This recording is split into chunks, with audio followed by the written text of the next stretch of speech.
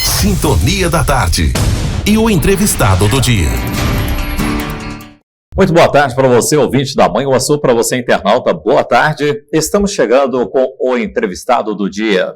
E hoje nós vamos conversar com o Rui Brando Reis, meteorologista, professor com mestrado em saneamento, meio ambiente e recursos hídricos. E nós vamos falar sobre o tempo, as mudanças climáticas e as previsões para o verão que nós estamos vivendo. Rui Brando Reis, seja bem-vindo, boa tarde. Boa tarde, Moreira, boa tarde, ouvintes, boa tarde, internautas. Rui Brando Reis é natural de qual município? Eu nasci em Pequiá, no Espírito Santo, né? Eu tive uma trajetória, nasci em Pequiá, depois eu fui estudar em Alto Jequitibá, né? E de Alto Jequitibá eu fui para o Rio, me formei e comecei minhas atividades trabalhando. Reside atualmente em qual localidade? Eu tenho residência em Belo Horizonte, também tenho em Alto Jequitibá, né? Onde eu tenho uma plantação de café, então está sempre trabalhando entre Belo Horizonte e Alto Jequitibá. E qual a melhor definição para meteorologia? Olha, a meteorologia é interessante, todo mundo imagina que a meteorologia é só previsão de tempo. E não é só previsão de tempo. Em meteorologia, como qualquer área, aí, né, você tem N áreas de atuação, né? E, na verdade, a previsão de tempo é uma das áreas mais, vamos dizer, que não é tão valorizada. Então, normalmente, nos grandes centros meteorológicos, quem fica responsável por fazer a previsão são meteorologistas recém-formados. Quando ele faz mestrado ou doutorado, ele vai trabalhar mais na área de pesquisa. Por que isso? Não porque não seja uma área tão bonita e tão interessante. É porque a área de previsão ela exige um monitoramento assim, 24 horas, você tem que estar ligado. Se você ficar uma semana desligado, assim, do que está acontecendo com o tempo, mesmo o meteorologista, ele vai ter que ficar 2 dias analisando os modelos para ver o que aconteceu, porque a atmosfera é muito dinâmica. Então, assim, a gente tem N áreas de atuação que essa área de previsão, ela é bastante cansativa. E o meteorologista, essa atuação, como é que é? Então, hoje em dia, o meteorologista, eu, por exemplo, eu trabalhei em 2 áreas especificamente. Eu trabalhei na parte de meteorologia voltada para foguetes. Então, eu trabalhei no Centro Técnico Aeroespacial, lá em São José dos Campos, na Aeronáutica, e nós lançávamos foguetes. Então, era uma meteorologia voltada para o lançamento de foguetes. Então, para mim, importante era analisar a atmosfera em 60, 70, 80 mil metros de altitude. Então, ver como seria o comportamento. Então, às vezes, nós fazíamos sondagem com aparelhos, com equipamento que ia até 200 km de altitude. E trabalhei com a questão de construção de usinas e operação de usinas, que é uma área que nós chamamos de hidrometeorologia. Então, na verdade, eu me considero mais um hidrometeorologista, porque é onde eu fiquei 27 anos e é onde que eu desenvolvi a maior parte da minha vida, né, e trabalho de pesquisa, escrevi alguns livros dentro da área, também escrevi artigos, então eu trabalho mais com hidrometeorologia. Climatempo, o que é? A Climatempo é uma empresa de meteorologia que ela foi fundada, né, por 2 amigos meus, lá, formados no Rio de Janeiro. Ela tem sede hoje em São Paulo e também em São José dos Campos. A Climatempo ela já tem 35 anos de atuação, ela é a maior empresa de meteorologia da América Latina, ela tem assim, clientes mais diversos possíveis, né? São mais de 100 funcionários com centro de pesquisa, né? E hoje ela atende assim, as grandes empresas e empresas jornalísticas, como por exemplo TV Globo, Bandeirante, CBN, esses grupos jornalísticos, ela que presta esse serviço, né? Para o Brasil todo. E o Rui Brando Reis tem uma trajetória de reconhecimento nacional com essa credibilidade pelo trabalho desenvolvido. Fala um pouquinho dessa sua trajetória também através aí dos vários veículos de comunicação. Então, eu sou apaixonado pela meteorologia, né? Mas eu sou mais apaixonado pelo rádio, né? Isso aí que me apaixonou. Então, eu tive já a oportunidade de ficar 16 anos na Rádio Itatiaia, e a Rádio Itatiaia eu entrava 5 vezes ao dia, ao vivo, né, na Rádio Itatiaia, e tem determinado momento que ela tem um pool de emissoras, que são 60 emissoras de rádio, né, que entram nesse pool. Tive a oportunidade também de ficar 13 anos na TV Globo, mas pessoalmente eu não gosto muito assim de... Eu acho que a televisão, ela tem que preparar material, demora. O rádio é mais rápido, né? Vamos dizer, você está com um problema ali acontecendo, você pega o telefone e entra no ar e... O imediatismo. O imediatismo, eu acho isso muito bacana, né? Então, por exemplo, eu estava em Belo Horizonte, às vezes até com o Emanuel Carneiro, que era o dono da rádio, né?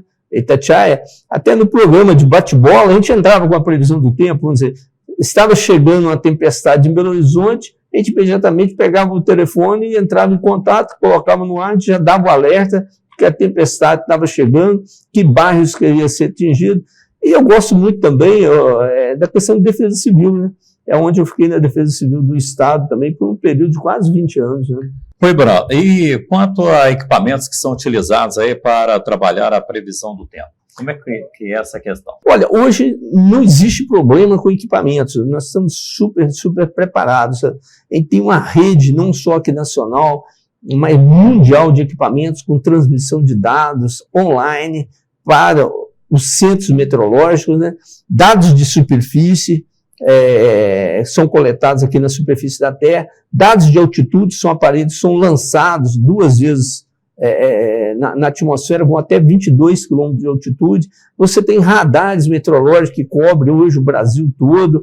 Você tem satélites meteorológicos que você consegue tirar todas as informações que nós falamos de uma sondagem na atmosfera, em diferentes níveis da atmosfera, de 15 em 15 minutos, supercomputadores. Hoje, em termos de informações, a meteorologia está com uma quantidade excelente. Em termos de trabalhar com a previsão, principalmente quando se fala para assegurar uma maior certeza, é necessário que você disse, muito estudo também, né? Muito estudo e calibração de modelos. Hoje a meteorologia, nós temos N modelos diferentes, né? São modelos globais, modelos regionais, modelos de mesoescala, cada um aplicado a uma área diferente. E aqui no Brasil, como em outros países também, como a meteorologia, por exemplo, se você tem uma massa de ar aqui, ó, ela está deslocando, então ela precisa adquirir aquelas características do solo. Se tem uma montanha, ela vai subir com aquela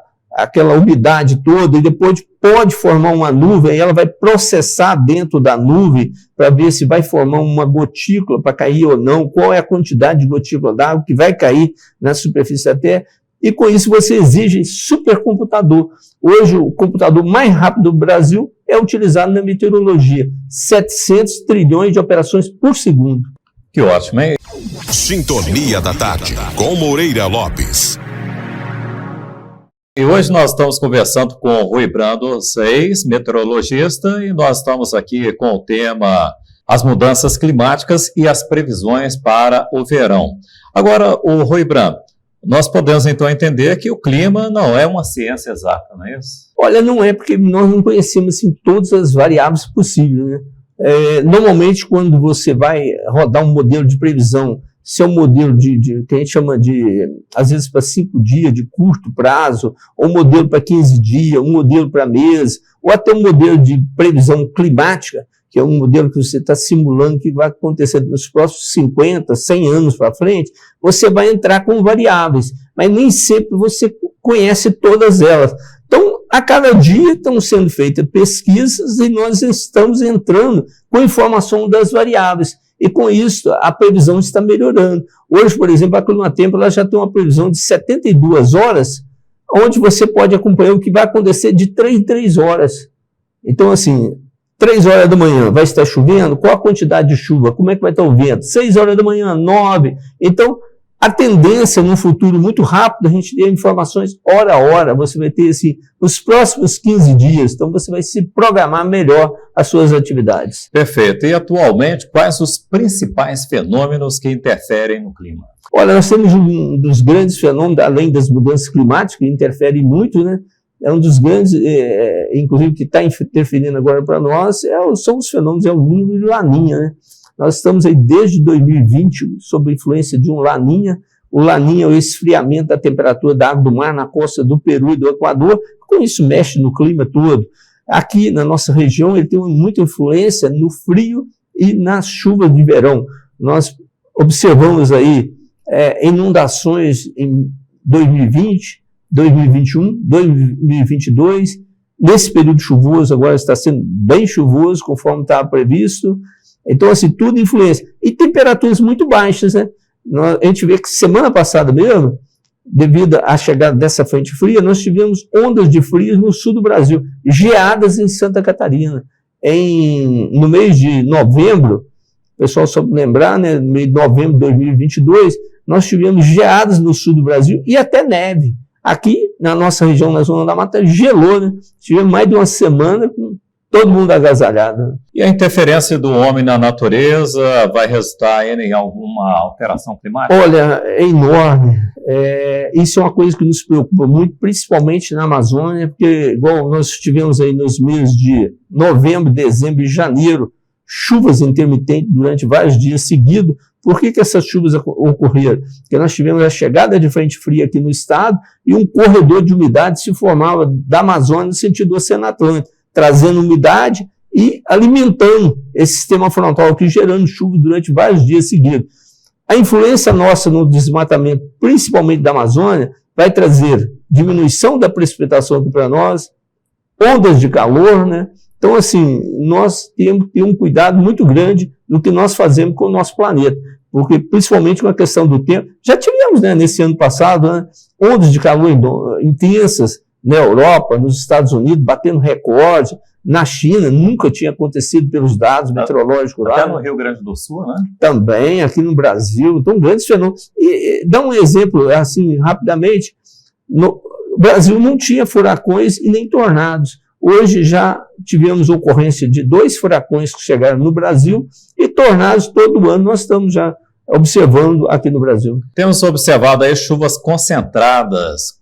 Essa questão da chuva está assim muito só em um local. Como é que se dá esse fenômeno? É a mudança climática. Quando você tem a mudança climática, você tem uma disponibilidade muito grande de calor na atmosfera. Esse calor, ele vai provocar evaporação, gerar grandes aglomerados de nuvens, que nós chamamos de nuvens CBs, e com isso ela provoca temporais, rajadas de ventos que saem da própria nuvem, ventos que atingem até 90 km por hora, muitos granizos, foi o que nós observamos, principalmente durante a primavera, aqui em Minas Gerais, uma quantidade de cidades que foram atingidas por chuva de granizo, devido a essas mudanças climáticas. Então, chove muito lugar, significa ar descendente, em outro lugar, vão ter seca. Então, às vezes chove muito no lugar, o outro não chove nada, o outro está frio. Quando a gente fala em mudança climática, é isso que você falou, essa grande concentração de água num lugar, seca no outro. Então, precisamos tomar cuidado com a mudança climática. E como discernir essa concentração para tromba d'água? Olha, a tromba d'água em si é até interessante, muito interessante essa pergunta sua, que a tromba d'água, vamos dizer, meteorologicamente falando, quando se ocorre um tornado, que a gente vê naqueles filmes lá dos Estados Unidos, que agora já acontece no Brasil, o tornado desce aquele funil da nuvem e toca no solo. É o fenômeno mais severo da natureza. A velocidade do vento chega em torno de 500 km por hora. Então arranca tudo, né? Aquele vento. Quando o tornado ocorre no mar, nós chamamos de tromba d'água. Então, aqui em Minas, na verdade, nós não temos tromba d'água, porque não tem mar, então não temos tromba d'água. Só que é muito comum nós chamarmos aqui em Minas de tromba d'água, é quando você tem um aglomerado muito grande de nuvens, ocorre um volume de água muito intenso em regiões montanhosas, que aquela água desce derrubando, fazendo um estrago tremendo. Aí é muito comum o mineiro chamar principalmente de tromba d'água, entendeu? Outro exemplo, às vezes a pessoa fala de cabeça d'água, né? A cabeça d'água já é um fenômeno assim que durante os meses, principalmente de primavera, tem que calorão, a pessoa está numa região montanhosa de cachoeira, lá bem baixo tem sol, só que no alto da montanha forma-se a nuvem cumulonimbus, causa uma chuva forte lá e ela não está vendo o que aconteceu. E aí aquele volume de água desce muito rápido.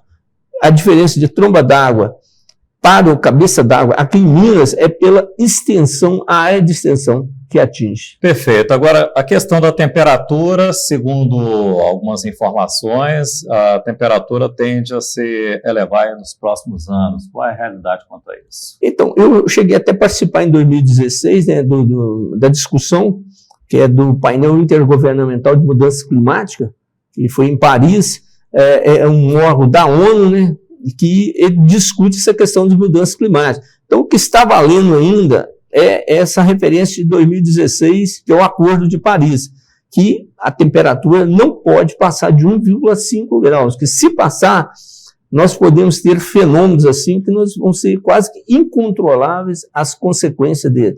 Então, todos os dirigentes dos países, todos estão fazendo todos os esforços para que a temperatura não suba acima de 1,5 em relação à época pré-industrial, em relação a 1880 principalmente, quando começaram a coleta de dados. Mas as temperaturas já subiram 1,2 graus. Perfeito. Agora, o janeiro nós tivemos aí aquele período chuvoso. Esse fevereiro aí, como é que está sendo trabalhado? Olha, promete muito calor. Vamos ter aí em fevereiro o fenômeno Laninha, que atuou tanto nos últimos 3 anos, já começa a enfraquecer. Então, com isso, as frentes frias não chegam com tanta facilidade. A massa de ar quente vai tomar conta aqui do estado. Podemos esperar um mês de fevereiro calor aqui no estado, baixa umidade relativa do ar, né? E vão aparecer aqueles temporais isolados, né, que são típicos da época do ano. E as orientações finais do meteorologista Rui Brando Reis para os ouvintes internautas? Olha, principalmente a minha orientação vai para a questão. Olha, nós já tivemos até mês de janeiro 20 mortes que foram causadas aí por problemas de deslizamento, inundações, vários problemas aí durante esse período chuvoso. Então, as pessoas tomarem muito cuidado, gente, porque o volume de água, como você até fez pergunta, ele está sendo muito intenso, muito rápido. Então, as pessoas jamais atravessarem rua quando estiverem com chuva, jamais ficarem em área aberta, por causa devido à quantidade de raios que está acontecendo. Estamos com um número muito alto de pessoas que morreram atingidas por raios. E o Brasil é recordista em raios. Recordista em raios. Só que em Minas Gerais são em torno de 1.050.000 raios que ocorrem por ano aqui no estado. Então, as pessoas tomarem muito cuidado durante o período chuvoso. Não tem necessidade das pessoas morrerem, senão, menor sinal, entre em contato com a Coordenadoria Municipal de Defesa Civil, ou com a Polícia Militar, ou até mesmo com a Defesa Civil Estadual. Entre em contato, tome cuidado, né? A vida é uma só, né? Rui Brando Reis, agradecemos a participação. Olha, eu que agradeço aqui, muito obrigado a todos, né? E espero voltar aqui mais rápido aqui para estar conversando aí com os ouvintes. E você diariamente está aí na nossa programação, né? Com a nossa equipe de jornalismo, mantendo todos os ouvintes informados, né? Graças a Deus estamos juntos aí, é um prazer muito grande estar aqui com vocês todos os dias. Muito bem, assim hoje nós conversamos com o Rui Brando Reis, meteorologista, professor com mestrado em saneamento, meio ambiente e recursos hídricos.